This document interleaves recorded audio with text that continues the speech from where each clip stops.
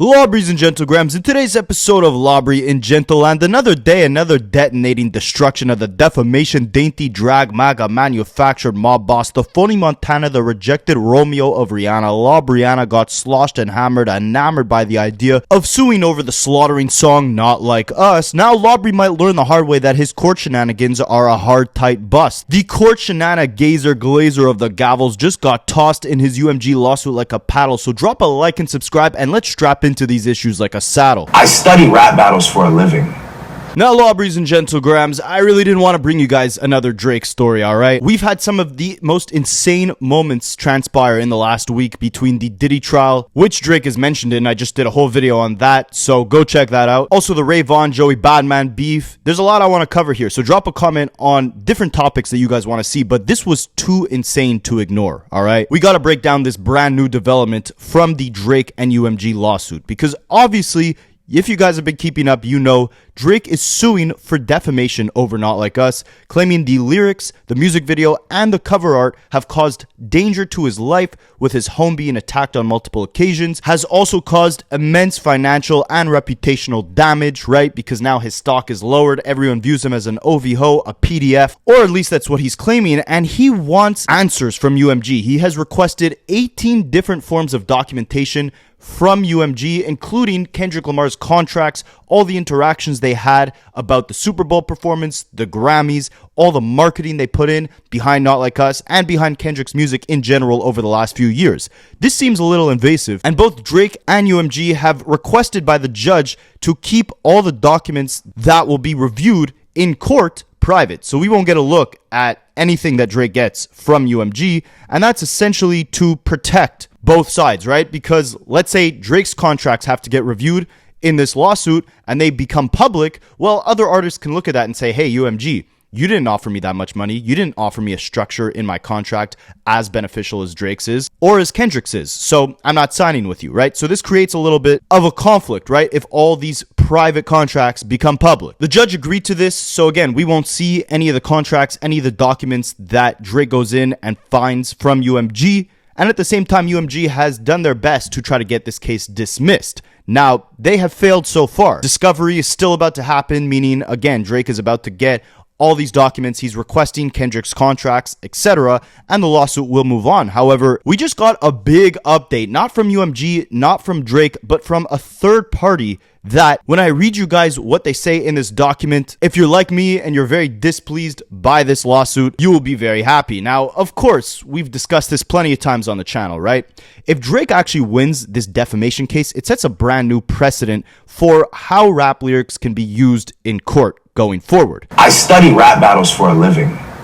Right? Record labels are going to be paranoid that something they release from an artist can land them in a lawsuit similar to the one that Drake has now filed. And UMG said this in their own clapback to the lawsuit, that essentially this will compromise free speech, compromise what artists can use creatively in their music, and it sets a brand new standard for how lyrics can be used against artists and record labels in a court of law. Drake tried to frame this like he's saving the industry. When you boil it down, he's really just upset that he lost a rap battle. I study rap battles for a living.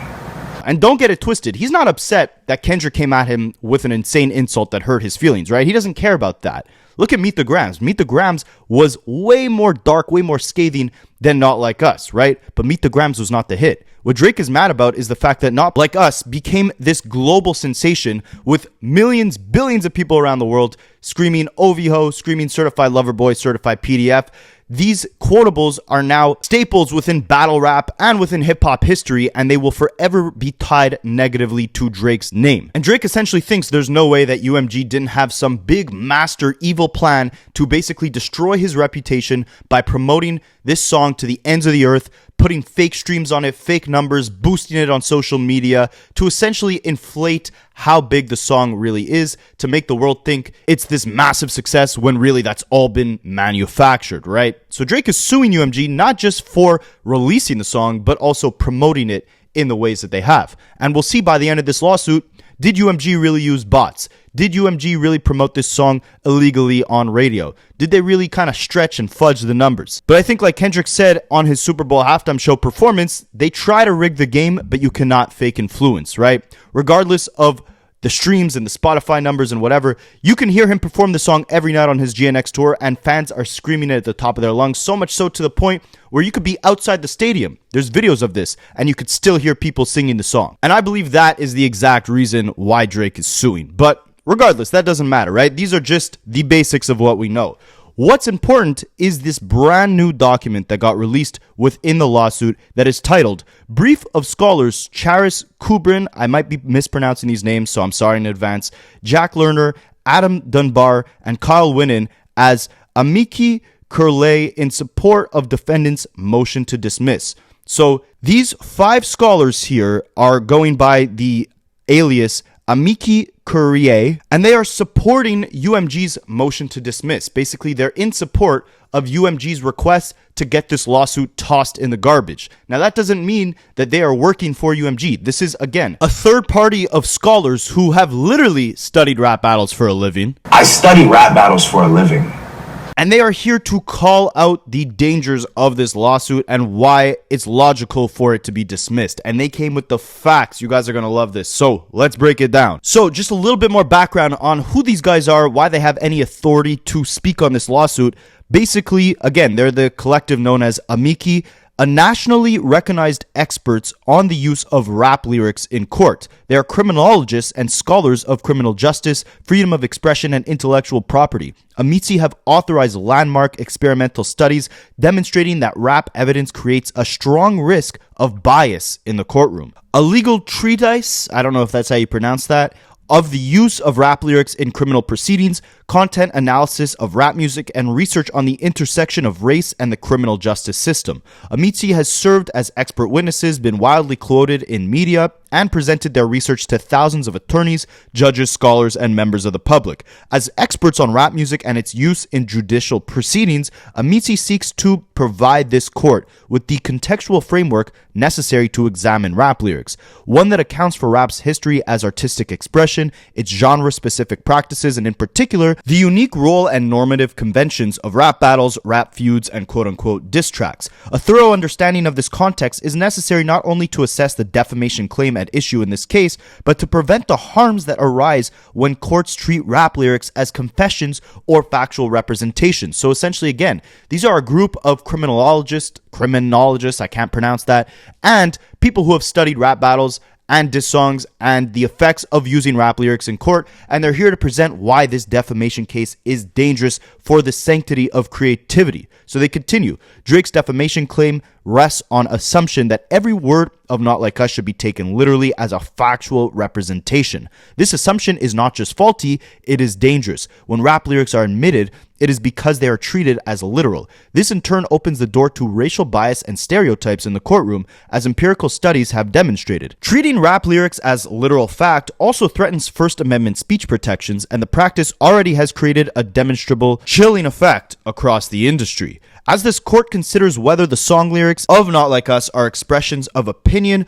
or rhetorical hyperbole on the one hand, or assertions of fact on the other, AMICI respectfully urges this court to consider rap's history and artistic conventions, and to recognize that diss track lyrics are far from factual representations. As we demonstrate below, they are hyperbolic forms of creative expression consistent with the unique artistic practices and normative conventions of this genre. Diss tracks are an emblematic and long-standing feature of the history and cultural context of rap. They are understood by audiences not to represent factual assertions about the opposing artist, but rather to demonstrate skill and dominance meant to build allegiance and win competitions through clever wordplay, hyperbole, bluster, and demonstrations of disrespect. I study rap battles for a living. This court should consider this context and find the rap lyrics at issue, in this case, are a form of rhetorical hyperbole, not factual assertions. So then this group of scholars goes into their argument, which is that rap is an established musical genre with distinct artistic conventions that courts must consider before treating lyrics as factual representations. Essentially, again, hip-hop is a sport, and the court must understand that before looking at the lyrics in Not Like Us as an actual fact, as in Kendrick meant this as a fact to destroy Drake's reputation and make the whole world believe he was a PDF, right? So their first argument, rap music has a long history as a rebellious and defiant art form that has developed unique and specific artistic conventions and modes of expression. Rap music is the verbal and musical element of hip-hop, a cultural movement born in response to social conditions in predominantly black urban communities, including economic decline, deindustrialization, urban neglect, and high crime. Hip-hop comprises multiple forms of artistic expression, including breakdancing, DJing, graffiti, and MCing. Rap is an extension of the Black American tradition of oral storytelling and quote-unquote signifying, a technique that incorporates exaggeration, metaphor, and wordplay. The core of signifying is the intentional manipulation of language, contrasting between literal and figurative meanings to create ambiguous and intentionally complex messages. When combined with rap's use of constantly evolving black vernacular slang and its tendency to create new words and attribute varied meanings to common words, rap is particularly susceptible to misinterpretation. And we saw this as a prime example in the Young Thug trial, right? When they were using the words like slat and slime against him in a court of law, he would come in and say, no, these words don't necessarily mean anything gang related. They actually mean XYZ. I forget what he said the acronym for slime was, but essentially, again, there's this constantly evolving use of slang. There's these layered messaging and fantasy-like imagery and exaggerated truth within hip-hop, so it's very complicated to actually decipher what's truth and what's not. It is therefore critically important that courts understand the history, norms, and artistic conventions of rap music as crucial factors in determining the meaning of rap lyrics. In the words of the California Court of Appeal, given the figurative expressions which they are not intended to be and should not be read literally on their face. Now, their second argument is the normative conventions of rap as a genre. Courts frequently misinterpret rap lyrics as literal statements of fact, overlooking rap's distinct conventions arising from both historical traditions and intense market pressures. These misinterpretations, which can amount to criminalization of rap lyrics, pose a serious threat to artistic expression. Two key normative conventions make rap particularly susceptible to misinterpretation in judicial proceedings. First, stage names and public personas are a defining feature of the genre. Rap artists routinely create fictionalized characters under which they perform. Marshall Mathers performs as Eminem, Jeffrey Williams performs as Young Thug, and so on. Rap artists often create a hypermasculine, street-hardened persona for their musical careers because such personas lead to greater commercial success. AKA, rappers pretend to be tougher than they are because that will lead to more record sales. But these personas rarely represent real-life identities. When asked about his song High All the Time, Curtis James Jackson III, known professionally as 50 Cent, explained, "I don't drink and I don't use drugs, and I didn't back then either. I put that joint on the first record because I saw artists consistently selling 500,000 with that content." That's 50 Cent basically saying, I wasn't actually high all the time, but I made a song called High All the Time because I knew it would go off in the clubs. Even as rap artists fabricate criminal personas, they also strive to appear authentic and proclaim they are keeping it real. But keeping it real doesn't mean lyrics should be taken as fact. The term can mean rejecting sanitized Hollywood depictions of life, revealing the complexities and depth of life in the inner city, or even fabricating criminal activities to maintain a tough image, a common practice in the rap industry. Without understanding the multi-layered complexities of rap artists' claims to authenticity, courts can misconstrue rap lyrics as literal depictions of real life. So that's interesting, right? They're saying that when rappers talk about quote-unquote keeping it real, they don't necessarily mean every little ounce of detail they spill in their lyrics is absolute truth, but instead it's more about maintaining who you are, maintaining your integrity while navigating tough settings like lower income neighborhoods or Hollywood. Keeping it real means maintaining your integrity, right? Maintaining who you are, but it doesn't necessarily mean that every lyric in your song should be taken as fact. Second,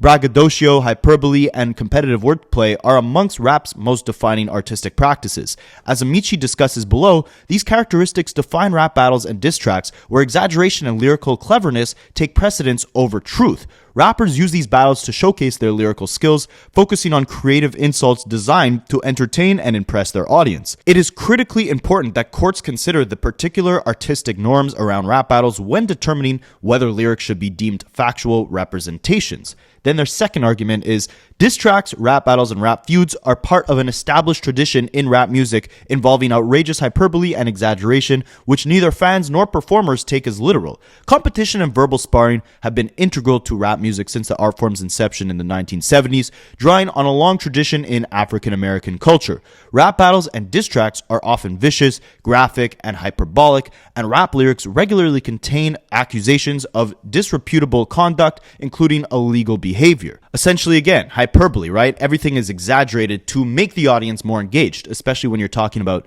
diss tracks. Audiences avidly follow rap feuds for their entertainment value and sheer drama. They expect exaggeration, insult, and lyrics that hit below the belt. They understand these performances are contests of verbal dexterity and lyrical domination, not factual arguments or a series of news reports. And that's what I said when I was commenting on the beef, right? Was that I hated how by the end of the beef, everything became like a TMZ gossip style headline. Drake with Family Matters jumping out the gate with all those horrible accusations about Kendrick. Kendrick even coming in with the fake daughter narrative. That I didn't really love. I wanted them to keep it creative, keep it on the music. And that's exactly what Kendrick did with Not Like Us, right? With that song, he won the contest of verbal dexterity and legal domination. Sorry, lyrical domination. These guys right here are the ones legally dominating Lobby in court. Historically, the creative use of language and verbal competition are found in cultural practices within the African American community. These practices, referred to as dissing, capping, roasting, or clowning, involve ritual exchange of insult. As one example, the Dozens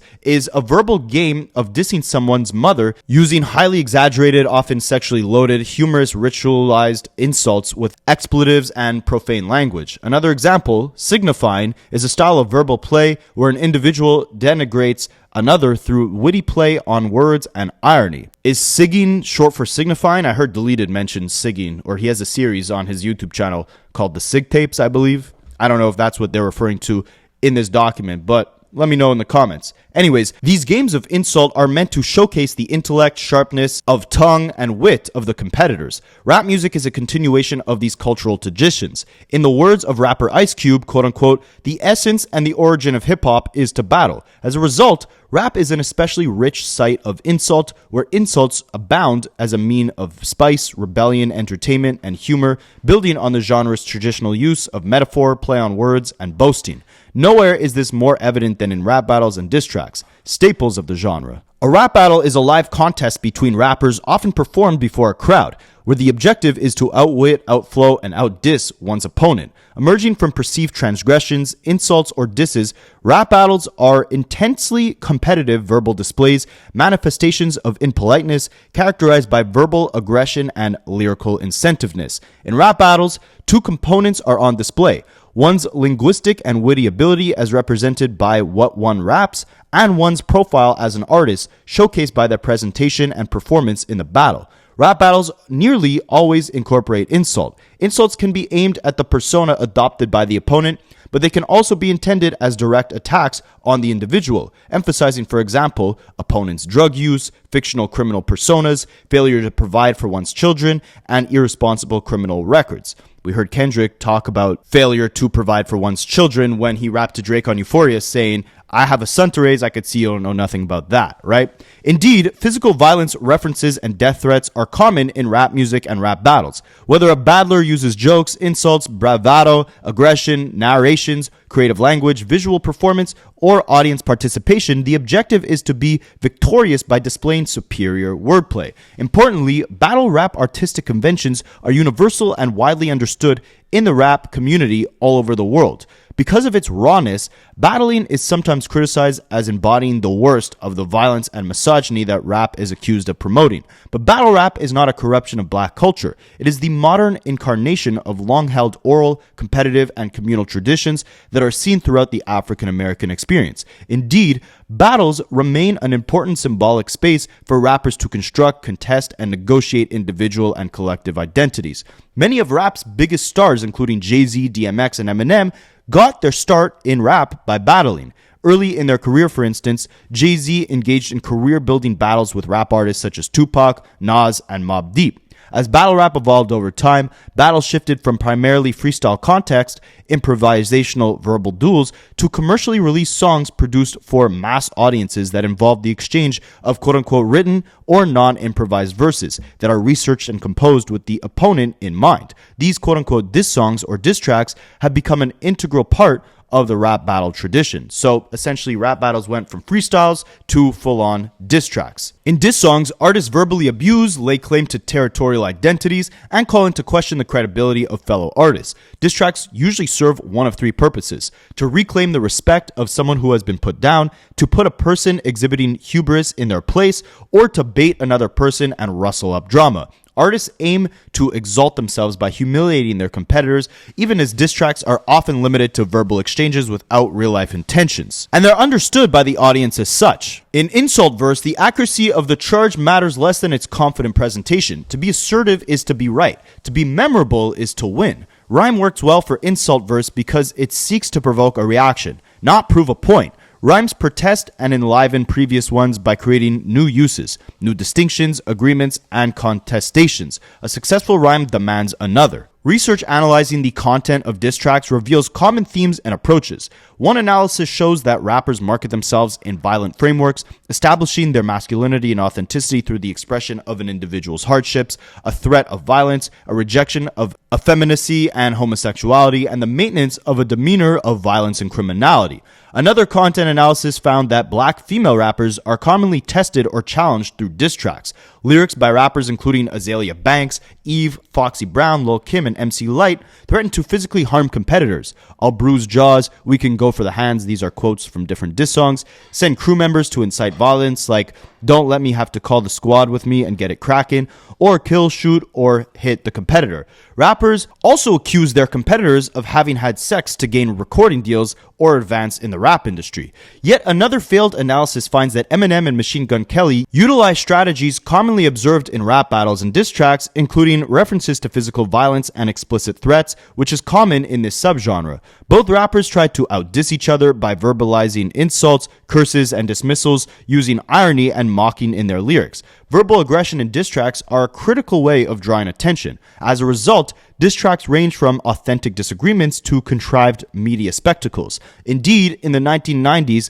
disparaging other rappers in rap battles and diss tracks became a popular industry tactic for increasing rap's commercial success. Many of the conflicts or beefs between rival rappers are created as publicity stunts to raise flagging careers and sales or create interest in new releases. So they're basically saying diss tracks can be used to essentially build up buzz for different rappers. Diss tracks by famous artists draw the attention of hundreds of millions of people, even those who are not hip-hop fans. Since responses of diss tracks take time, audiences learn details about the insults and attacks in the tracks, analyze them in detail, choose sides, and discuss them with other people in real life and on the internet. The battle between Eminem and MGK, for example, inspired hundreds of videos and discussion posts on the internet. While insult rhymes summon allegiances, they also reconfigure them. A diss track transforms the listener's participation into alliance. To say an insult rhyme is to participate in it, to claim the status of an ally. A rhyme asks for the listener to experience it, not just hear it. No matter how repellent the subject it explores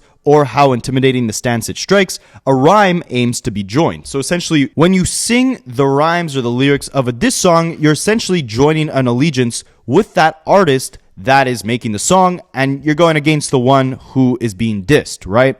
In short, the exchange of diss tracks presumes the audience possesses prior knowledge of rap music, predominant artists, and their histories and rivalries. Indeed, rappers are aware that their victory depends not on factual accuracy, but on the salience of their metaphors and images, as well as the audience's ability to make these context-dependent connections. So yeah, it's not based off fact. Truth is not what wins you a rap battle. It's how good your diss songs are, how good your rhymes are, right? So now they get into their second major argument, which is that the use of rap lyrics in judicial proceedings threatens to undermine important civil and constitutional rights. A. Treating rap lyrics as factual representations undermines First Amendment rights, your rights to free speech, right? Drake's complaint rests on the assumption that every word of Not Like Us should be taken literally as a factual representation. AMICI urges this court to recognize the danger that assumption poses to the First Amendment's guarantee of freedom of speech. When courts ignore rap music's history and artistic conventions, the effect is to deny rap the status of art and instead to flatten lyrics into literal confessions or statements of specific intent. As we discussed below, this problematic treatment has introduced racial bias and unfair prejudice in countless criminal cases, and it has created a demonstrable chilling effect across the industry, changing long-time artistic practices, a phenomenon rappers, commenters, and policymakers are discussing with increasing urgency. Basically, there's a growing rise and danger to the First Amendment and to the legal system where lyrics in songs are being used as actual truth instead of artistic expression and hyperbole. The United States District Court for the Eastern District of Pennsylvania recently recognized this danger in a civil case involving rap lyrics and established a presumption that artistic expression is not a factual admission. In a society that treasures First Amendment expressions, courts should start with a presumption that art is art, not a statement of fact. To rebut that presumption, the party offering the evidence must demonstrate that the art is the artist's attempt to tell a factual story. So they got to prove that the artist was trying to tell, again, a factual story. The mere fact that an artistic expression resembles reality is not enough because holding otherwise would risk chilling the free expression that our society holds dear. In that case, the court held that even a first-person narrative that resembles real life is not enough to overcome the presumption without some other indicia, like the inclusion of factual detail that is not publicly available.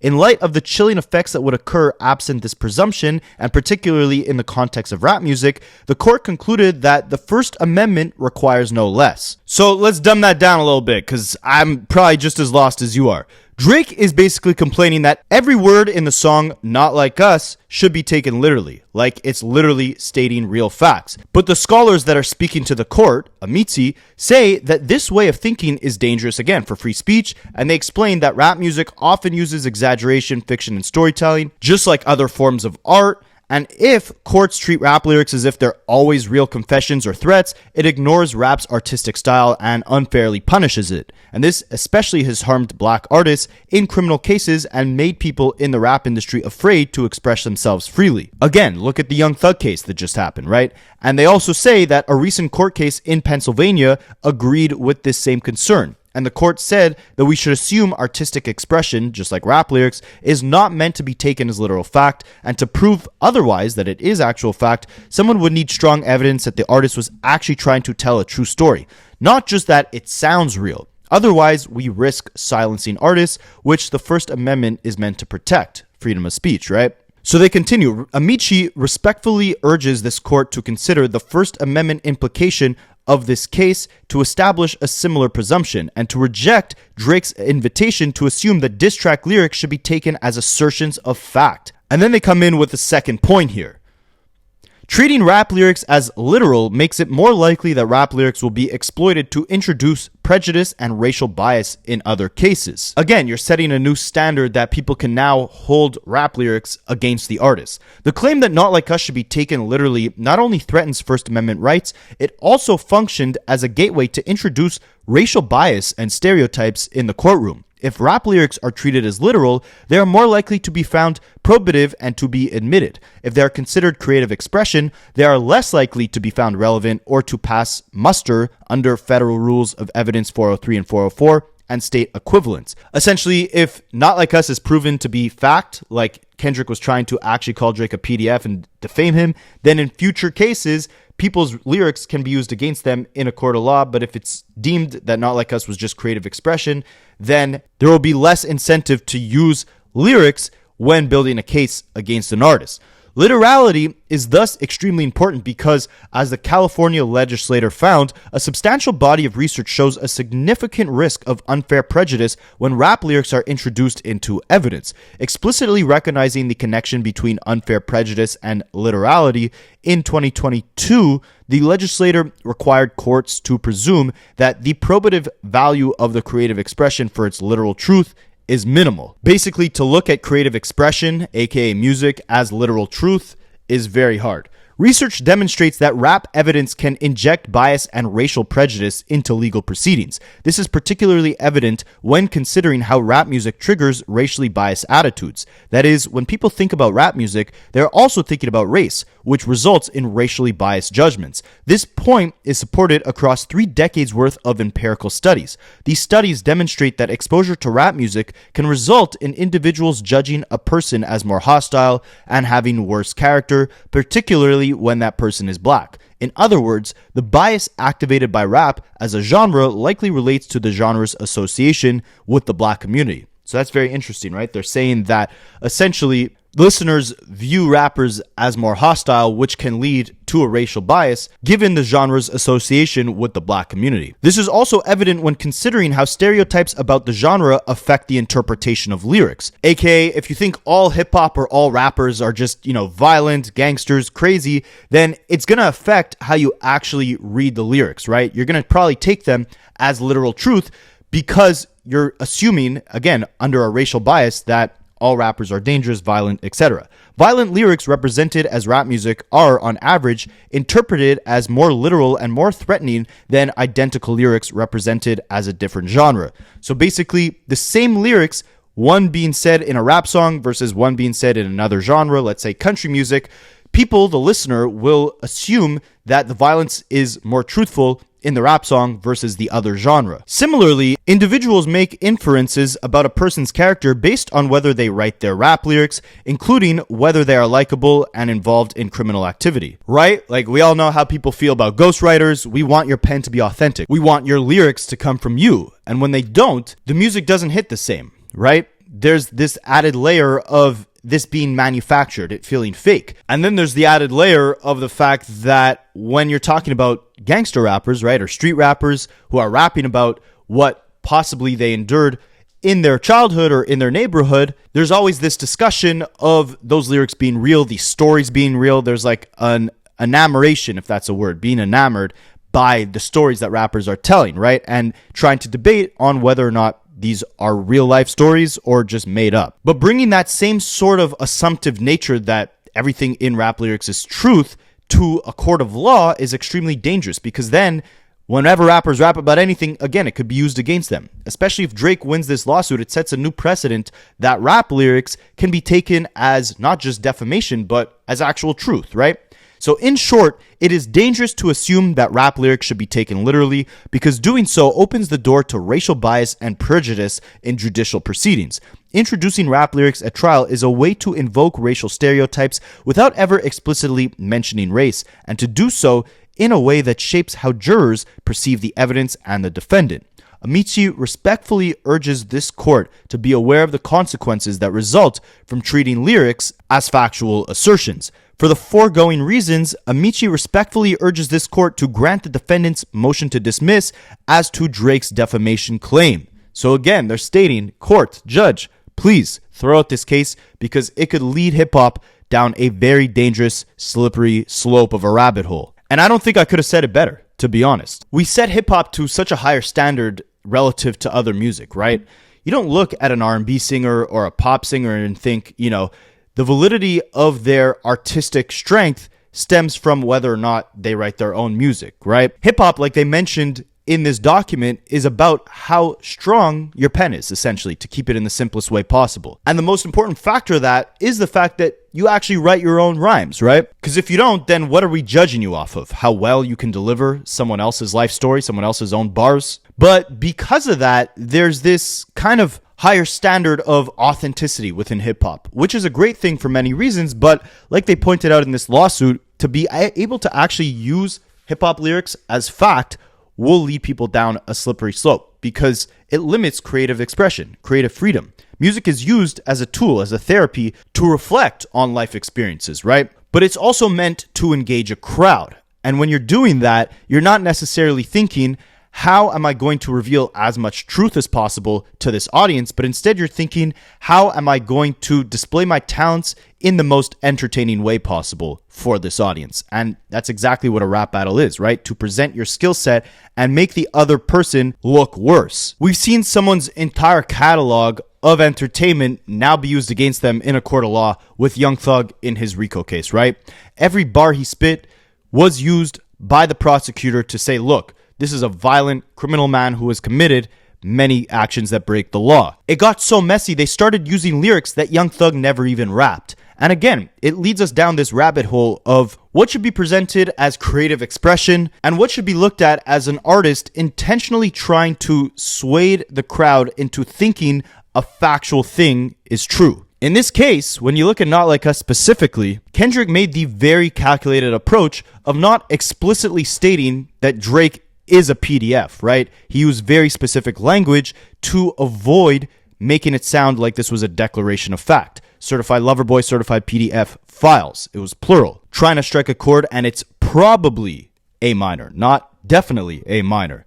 Hey Drake, I hear you like him young. Not hey Drake, I hear you like him underage. When the terminology is so loose, it adds an even bigger layer of danger to the sanctity of creative expression, rap battles, diss songs, etc. Because now you're taking exaggerated statements meant to entertain a crowd as a fact that should be used against not only Kendrick Lamar, but record labels. And that's where it gets even more dangerous, because the record labels are the ones who control what music gets fed to the fans, right? The artists can release all the music they want, but if the record labels aren't there to distribute it, the messaging is not going to be felt by the biggest audience possible. And the record label is the machine, right? If the record label feels threatened that their artist could get them into legal trouble, they will push the brakes on any form of creative expression. They don't care about creative expression. They care about making money. So if they're not making money and instead they run the risk of getting sued over their artist's music, they will do everything they can to push the brakes and stop that music from coming out. Whereas on the other hand, if this was Kendrick getting sued, if this was the artist getting sued, then it wouldn't be as much of a danger to the music industry as a whole. It would still be, don't get me wrong, very dangerous, but that would be a direct artist actually feeling the impact of their own lyrics. So artists in the future can make the decision of whether or not they want to cross the line and look at this Not Like Us defamation case as an example. But if it's the record labels getting sued, all the control is in the record label's hands, right? If they decide that creative expression can no longer be fully free because you run the risk of getting sued, there's going to be a lot more limitations to the type of lyricism that you hear in the future. So let's hope that the judge takes this document that we just reviewed very seriously. Let me know what you guys think. Let me know what you think Drake's intentions are with this actual lawsuit, right? I'm still trying to wrap my head around what exactly it is he's trying to accomplish or expose or gain from this entire thing, right? And let me know if you think he's going to win. And let me know what type of video you want to see next. Let's start focusing on some new topics. There's a lot going on. So let me know what you guys think, and I will catch you in the next one. I study rap battles for a living.